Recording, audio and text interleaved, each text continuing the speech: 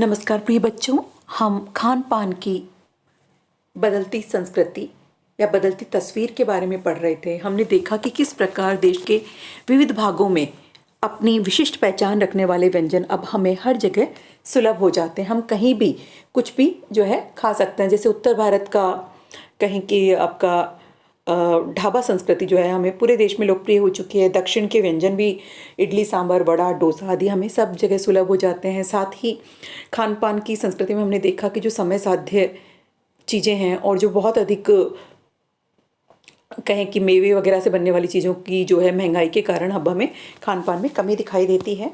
आगे देखिए, खान पान की जो एक मिश्रित संस्कृति बनी है उसने अपने सकारात्मक पक्ष उसका सकारात्मक पक्ष भी है। देखिए कैसे गृहिणी और जो कामकाजी महिलाएं अब जल्दी तैयार हो जाने वाली जो व्यंजन विधियां हैं उनको ज़्यादा पसंद करती हैं। नई पीढ़ी को देश विदेश के व्यंजनों को जानने का सुयोग मिला है, चाहे कोई भी कारण रहा हो। लेकिन सच्चाई यह है कि विविध व्यंजन इन्हें निखिल रूप में उपलब्ध नहीं है। मतलब कहने का अर्थ, हम केवल देश के स्तर पर सोचे ऐसा नहीं है, पूरा विश्व ही एक कहें कि वैश्विक गांव की भूमिका हमारे को निभाता हुआ नजर आ रहा है। मतलब ग्लोबल विलेज की स्थिति हमारे सामने है, चाहे वो आईटी सेक्टर हो, चाहे वो आपके फूड कल्चर मतलब खान पान की संस्कृति हो। आज़ादी के बाद उद्योग धंधों नौकरियों तबादलों का जो एक नया विस्तार हुआ है उसके कारण भी खान पान की चीज़ें किसी एक प्रदेश से दूसरे प्रदेश में पहुंची है। बड़े शहरों में मध्यम वर्ग के स्कूलों में जब दोपहर में टिफ़िन के वक्त बच्चों के टिफ़िन खुलते हैं तो उनमें विविध व्यंजनों की एक खुशबू उठती है। हम खान पान में भी एक दूसरे को जानते हैं। इस दृष्टि से देखें तो खान पान की नई संस्कृति हमें राष्ट्रीय एकता के नए बीज भी इसमें हमें मिल जाएंगे। सही बात भी है, जब हमें उत्तर के लोगों को हम दक्षिण का भोजन खाते देखते हैं और दक्षिण के लोगों को उत्तर का, ना पूर्व वालों को पश्चिम का या पश्चिम वालों को उत्तर का, तो ये क्या है, ये राष्ट्रीयता की भावना को और सुदृढ़ करता है। हमारे मन में ये आता है कि ये उत्तर दक्षिण नहीं, ये हमारे देश का खान पान है। बीज भली भांति अंकुरित होंगे जब हम खान पान से जुड़ी हुई दूसरी चीज़ों की ओर भी ध्यान देंगे। मसलन बोली है, बानी है, भाषा भूषा आदि किसी न किसी रूप में ज़्यादा जानेंगे और खान पान विशेष से जुड़ी हुई हैं। मतलब हम जो खाने पीने की चीज़ें हैं, जैसे डोसा है, डोसा शब्द एक शब्द की दृष्टि से देखें जो कि आपके दक्षिण में प्रचलित है और वो उत्तर में भी बोला जा रहा है, तो कहने का मतलब हम उस भाषा को भी जो है ग्रहण कर रहे हैं जो दक्षिण की है, और हमारे मन में एक जो छवि है वो भारतीयता की आ रही है, न कि उत्तर दक्षिण की। इसी के साथ ध्यान देने की बात यह है कि स्थानीय व्यंजनों का पुनरुद्धार भी हुआ है। उनका पुनरुद्धार जरूरी है, जिन्हें अब एथनिक कहकर पुकारने का चलन बढ़ा है। ऐसे स्थानीय व्यंजन केवल 5 सितारा होटलों के प्रचारार्थ नहीं छोड़ दिए जाने चाहिए। 5 सितारा होटलों में भी वे कभी कभार मिल जाते हैं, लेकिन घरों बाजारों से गायब हो रहे हैं। ये एक दुर्भाग्य है। अच्छी तरह बनाई पकाई गई पूड़ियाँ, कचौड़ियाँ, जलेबियाँ अब बाजारों से गायब हो रही हैं।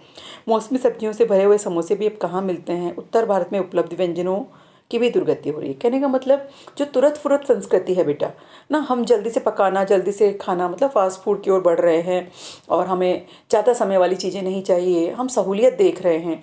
वो सब चीज़ें जो है एक तरह से गलत भी हैं। उसका नतीजा हो रहा है कि जो हमारे पारंपरिक व्यंजन है वो लगभग लुप्त से होते जा रहे हैं। अचरज नहीं कि पहले उत्तर भारत में जो चीज़ें गली मोहल्लों की दुकानों में आम हुआ करती थी अब उन्हें खास दुकानों में तलाशा जाता है। ये भी कड़वा सच है। कई स्थानीय व्यंजनों को हमने तथाकथित आधुनिकता के चलते छोड़ दिया है। पश्चिम की नकल में बहुत सी चीज़ें अपना ली है जो स्वाद, स्वास्थ्य और सरलता के मामले में अनुकूल नहीं है। इसका एग्जाम्पल अगर मैं आपको दूँ उदाहरण, तो pizza, garlic bread, Chinese noodles, ये स्वास्थ्य की दृष्टि से कैसे भी सेहतमंद नहीं है। और आप लोग तो बहुत अच्छे से जानते हैं कि आप लोगों को ये कितना पसंद है, जबकि ये जो है ना इनमें फाइबर होता है, ना हम कहें कि मिनरल्स भी नहीं होते हैं। और जो हमारे दादी नानी के बनाई हुई घर के जो इतने स्वादिष्ट और जो पौष्टिक चीज़ें थी उनको हम इनके आगे भूलते जा रहे हैं। तो किसी हद तक जो खान पान की बदलती तस्वीर है उसमें हमें फ़ायदे हैं तो ये नुकसान भी हैं, और हमें नुकसान छोड़ करके फ़ायदों को अपनाना है। अपनी पारंपरिक जो खान पान की चीज़ें हैं उनको भूलना नहीं है। हो भी यही रहा है। खान पान की मिश्रित संस्कृति से हम कई बार चीज़ों का असली और अलग स्वाद नहीं ले पा रहे हैं। अक्सर प्रीति भोजों और पार्टियों में एक साथ ढेरों चीज़ें रखी जाती है और उनका स्वाद गड्ढ-मड्ढ हो जाता है। खान पान की मिश्रित या विविध संस्कृति हमें कुछ चीज़ें चुनने का अवसर देती है, उसका लाभ प्राय नहीं उठा रहे हैं। हम अक्सर एक ही प्लेट में कई तरह के और कई बार तो बिल्कुल विपरीत प्रकृति वाले व्यंजन परोस लेते हैं। आपने देखा भी होगा, जब कोई पार्टीज़ वगैरह में आप जाते हैं तो आप सब कुछ उठा लेते हैं। उसमें आप ये नहीं देखते कि आप गलत समूह का भोजन कर रहे हैं। आप ठंडे के साथ गर्म दही के साथ जो है और कोई अलग जो खट्टा चीज़ है वो, और इस तरह से अलग अलग टाइप का जब हम भोजन करते हैं तो उससे क्या होता है, विपरीत भोजन जो है वो गलत असर भी करता है और हमारे पाचन संस्थान को हिला देता है।